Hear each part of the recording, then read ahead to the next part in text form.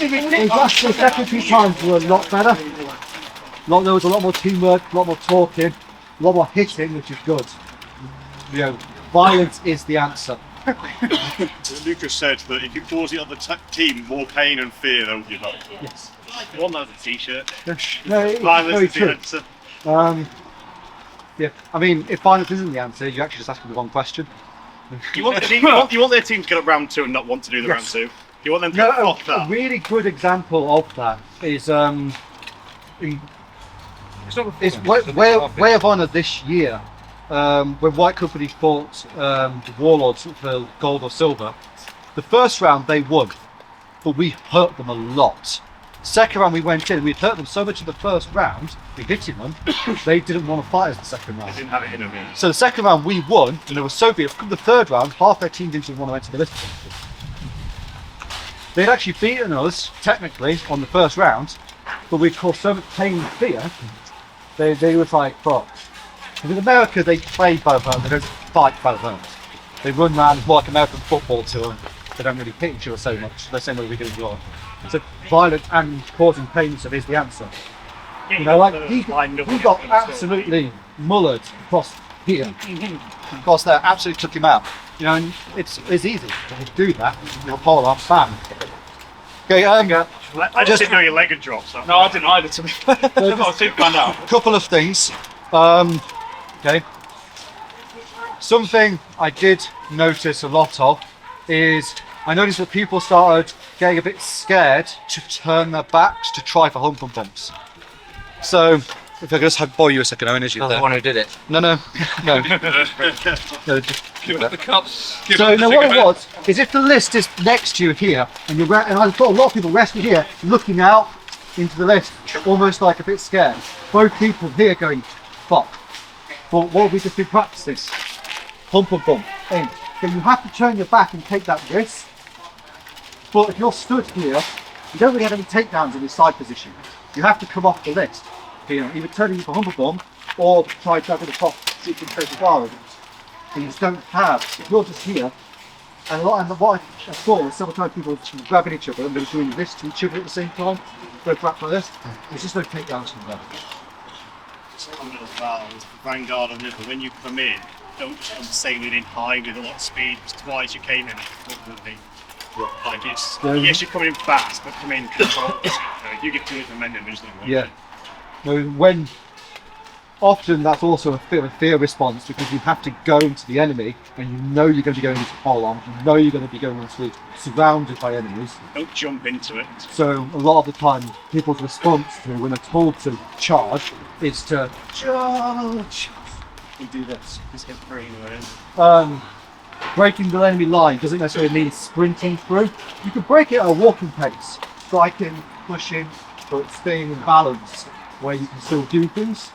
You don't have to necessarily sprint through. Quite like that. Any questions from anybody? Anything?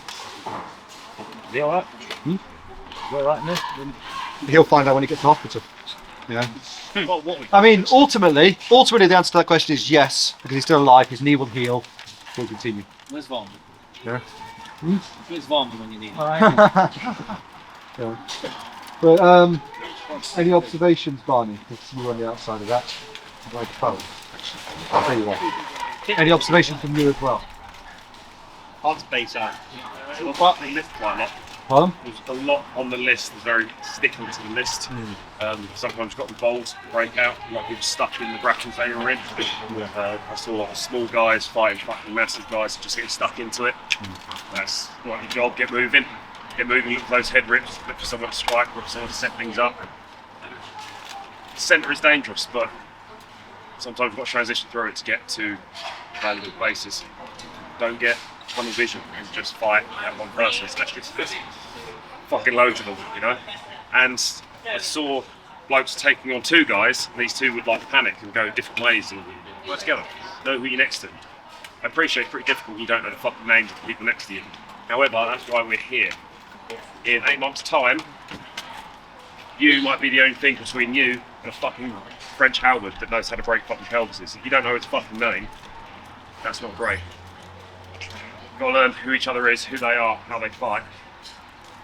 You've got to rely on each other at everyone's time. You've got to know when you're going to school someone what they can do, what they're good at, and where they're weak.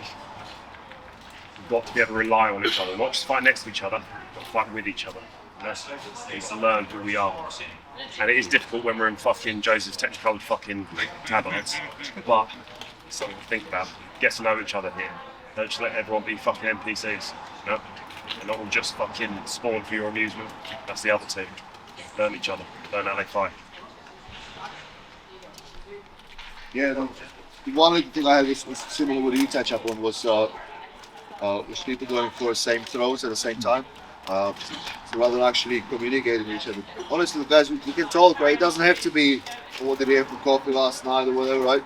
It can be sharp, it can be mine, yours, head, leg, low, high, right? It could be short little words to establish what we both as a team doing. So yeah, to me, communication was lacking a little bit. Seems like once I started shouting from the outside, you guys were actually listening. Like you could shout your name, and just started switching. But you can't rely on me to tell you what to do, right? It has to be your decisions. And this is across all of us here, right? You have to establish whatever you want to do and to tell your teammates. Somebody has to take a charge of the situations. You have to talk. There's no question about it. To understand what your teammates are doing.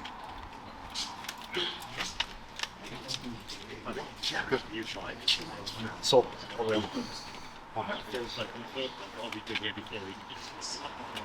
any feedback for anybody else? This thing does work. Me and Greg were on one side in the second round. And like Greg's being rushed by two guys. One guy and he stopped and turned to look out what was going on, and Greg used that advantage to drop the guy he was fighting, and then we dealt with him. Yeah. So striking does work. Well, it does do it. And when you go into assist a teammate, assisting doesn't necessarily mean just helping in a grapple. Because if you're busy smashing somebody and it's hurting them, they're going to be distracted. They're going to turn, try and block themselves. Because wrestling's not as intimidating as striking. You know, it doesn't hurt in the same way. That is just sort of one thing to consider. It's 3:15. I'm thinking armour off now. Everyone, get your armour cleaned, put away. Everyone good with that? No. Well done, Greg. Good job. Thank you very much.